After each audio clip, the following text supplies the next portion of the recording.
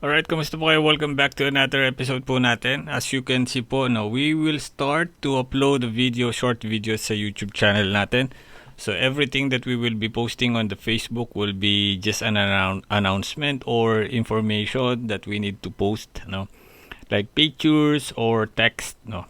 Para lahat ng mga videos natin compiled with our YouTube channel. Anyway, kumikita rin naman tayo sa Facebook sa paraan ng pagte-text lang. Pagpo-post ng text, pictures, shares, reactions. So para hindi na po maglabo-labo yung aking mga videos will be posted sa ating YouTube channel just like this. But anyway, let's talk about expatriates passport information na sinasabi po ng Absure po. Maaari na po itong ma-update through Absure for a fee of 69 reals. Hindi ako sigurado dito kung dati may bayad ba o libre. Anyway, hindi naman kasi akong nag-update eh. Mostly mga employers eh. Pero basahin natin ito mula sa Saudi Gazette. Sabi dito, passport information ng mga expatriates, which is kayo yun bilang OFW, can be updated through account of their employers via Absure platform without personally contacting the offices of Jawasat.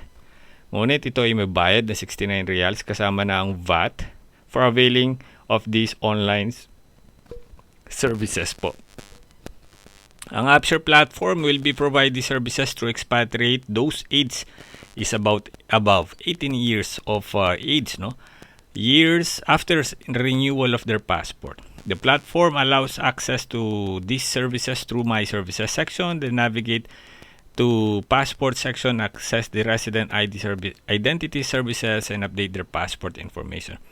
Typically po sa mga Filipino especially, no, pag nag-renew ka kasi ng passport mo sa Philippine Embassy or Philippine Consulate, you have to submit your passport, no, sa inyong HR company or sa inyong employer, and then your employer would do the updating ng inyong passport sa inyong mga Absure o sa Absure nila.